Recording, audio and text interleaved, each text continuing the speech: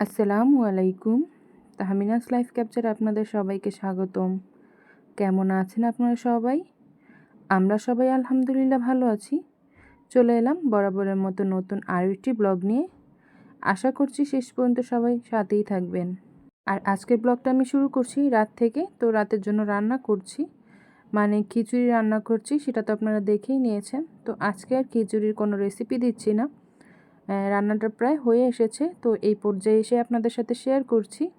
আর সবসময় না রান্না বাড়ার রেসিপি শেয়ার করতে ভালো লাগে না, তো কি আর করার আছে, আমাদের যেহেতু ডেইলি ব্লগ।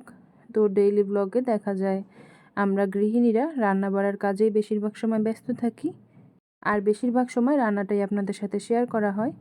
তো এখানে আমি আজকে গরুর গোশত দিয়ে ভুনা খিচুড়ি রান্না করেছি সবজি দিয়ে। তো এখানে প্রায় 4-5 রকমের শীতের সবজি দিয়ে, গরুর মাংস দিয়ে, মুগ ডাল আর মসুর ডাল দিয়ে আমি সুন্দরভাবে খিচুড়ি রান্না করে নিয়েছি। আর রান্নাটা আমার প্রায় হয়ে এসেছে। এই পর্যায়ে এসে আমি বেশ কিছু পরিমাণের ঘি দিয়ে দিচ্ছি।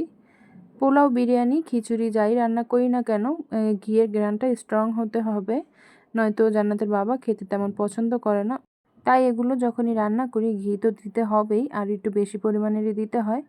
আর এইদিকে জান্নাতুর বাবার ঘাড়ে এসে ঘুরছে আর আমাকে জিজ্ঞাসা করছে যে রান্না হয়েছে কিনা, সে খেয়ে দেখবে লবণ হয়েছে কিনা। আমার গত ভিডিও যারা দেখেছেন তারা তো দেখেছেন যে আমার বাসায় ছোট্ট দুজন মেহমান এসেছে, আমার ভাইয়ের ছেলে এবং মেয়ে। তো ওদেরকে নিতে আমার ভাই এবং ভাবিকেও দাওয়াত দিয়েছি। তো এর জন্যই মূলত একটু বেশি করে খিচুড়ি রান্না করেছি, যে সবাই মিলে একসাথে খাবো। ভিডিওর এই পর্যায়ে এসে সেই পুরনো কথাটি আবারও বলে নিচ্ছি, যারা এতক্ষণ যাবৎ ধৈর্য ধরে আমার ভিডিওটি দেখছেন কিন্তু একটি লাইক দেননি, প্লিজ একটি লাইক দিয়ে আমার ভিডিওটি দেখা কন্টিনিউ করুন। আর আপনারা যারা নতুন আজকে আমার চ্যানেলটি ভিজিট করছেন, আমার আজকের ভিডিওর কোনো অংশ যদি আপনাদের কাছে ভালো লেগে থাকে তবে আমার চ্যানেলটি সাবস্ক্রাইব করে আমার সাথেই থেকে যেতে পারেন, এবং আমার আজকের ভিডিওর ভালো এবং মন্দ দিকগুলো আমাকে কমেন্টস করে জানাতে পারেন। আর আপনারা যারা এই কাজগুলো করে প্রতিনিয়ত আমাকে সাপোর্ট করে যাচ্ছেন, তাদের জন্য রইল মন থেকে অনেক অনেক দোয়া ও ভালোবাসা। আর এটা হচ্ছে তার পরের দিনের ভিডিও। তো ওই দিন তো খিচুড়ি রান্নাবান্না করে খেয়ে নিয়েছি, ওটা শেয়ার করা হয়নি। তো এটা হচ্ছে তার পরের দিন বিকেলে কিছু বাজারের প্রয়োজন ছিল, তো ওগুলো আনতেই নিচে গিয়েছিলাম। তো কি বাজার করে নিয়ে এসেছি সেটাই আপনাদের সাথে শেয়ার করছি। নিয়ে এসেছিলাম 1 packet chicken powder, Maggi sauce একটা, আর কিছু বিস্কিটের প্যাকেট নিয়ে এসেছি বাচ্চাদের জন্য। তো ছোট ছোট বিস্কিটের প্যাকেট আনলে খুব উপকার হয়, কারণ বাচ্চারা দেখা যায় 1-2টা বিস্কিট খেয়ে ওটা আর খেতে চায় না। তো প্যাকেট আনলে ওদের যেটা যখন ভালো লাগে সেই প্যাকেটটাই ওরা খুলে খেতে পারে। আর এখানে আরও কিছু বাজার আছে। তো এখানে আমি 2 কেজি লবণ নিয়ে এসেছি, 2 কেজি চিনি, আর স্টিক লুডুস নিয়ে এসেছি, সেটাও 2 কেজি, 1 কেজির 2টা প্যাকেট, আর 2 কেজি আটা। তো এই বাজারগুলো যেহেতু পুরো মাসই লাগে, তো পুরো মাসেরটা আমি একসাথেই কিনি। 2 কেজি চিনি, 2 কেজি লবণ কিনলে আমার পুরো মাস হয়ে যায়। তারপর এই তো অফ ক্যামেরায় আমি এগুলো সব গুছিয়ে নিচ্ছি। তারপর এটা হচ্ছে রাতের বেলা, প্রায় রাত 9:30 বাজে তখন। তো গ্রাম থেকে, মানে আমার নানা বাড়ি থেকে আমার খালা এসেছে।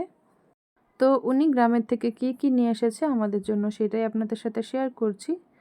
তো এই যে শাকটা, এটাকে আমরা কিন্তু বোত্তা শাক বলি, আপনারা কি বলেন সেটা কিন্তু আমার জানা নেই। তো এখানে বোত্তা শাক নিয়ে এসেছে অনেকগুলো, আর এই যে ধনিয়া পাতা, আর এখানে নিয়ে এসেছে লাউ শাক। তো লাউ শাকগুলো কেটে বেছেই নিয়ে এসেছিল।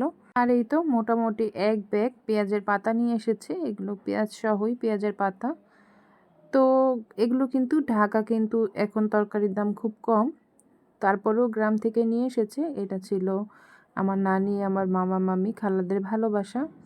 তো ঢাকা যতই সস্তা হোক না কেন, গ্রামের জিনিসের প্রতি কিন্তু আমাদের আকর্ষণটা একটু বেশিই থাকে। তো গ্রাম থেকে ভালোবেসে ওনারা যাই নিয়ে আসে, আমরা কিন্তু খুব তৃপ্তি সহকারে খাই। তো পেঁয়াজগুলোর সাথে কিন্তু অনেক ভালো ছিল, এর জন্য পেঁয়াজের যে কলিগুলো এগুলো কিন্তু একেবারে ছিলে পরিষ্কার করে নিয়ে এসেছে। আর এখানে ছিল বাদাম। এই বাদামগুলো কিন্তু একেবারে কাঁচা, এখনও শুকায়নি আর পুক্ত হয়নি, কিন্তু আমি বাদাম খেতে পছন্দ করি, এর জন্য আমার জন্য আমার নানি দিয়ে দিয়েছে।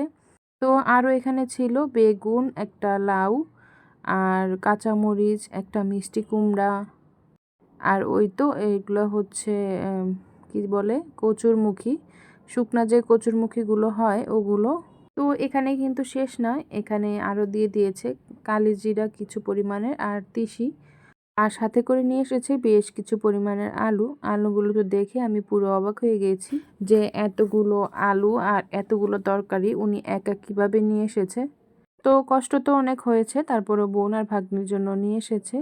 তো যখনই এরকম তরকারির সিজন থাকে, যখন যেই তরকারির সিজনই থাকুক না কেন, এরকম ব্যাগ ভরে মানে বস্তা ভরে তরকারি কিন্তু আমার নানা বাড়ি থেকে সবসময় আসে। হয়তো আমার মামারা নিয়ে আসে, নয়তো আমার খালা নিয়ে আসে। তো আমার নানা যখন বেঁচে ছিল উনিও কিন্তু অনেক কিছু নিয়ে আসতো। তো 2 বছরের মতো হয়েছে উনি মারা গিয়েছে, আল্লাহ ওনাকে বেহেশতে নসিব করুক। আর এখানে কিন্তু আমার নানি 3টা দেশি মুরগিও দিয়ে দিয়েছে আমাদের জন্য। তো আজকের জন্য এটুকুই। যারা এতক্ষণ যাবৎ ধৈর্য ধরে আমার ভিডিওটি দেখছেন তাদেরকে অসংখ্য ধন্যবাদ জানিয়ে বিদায় নিচ্ছি। আসসালামু আলাইকুম।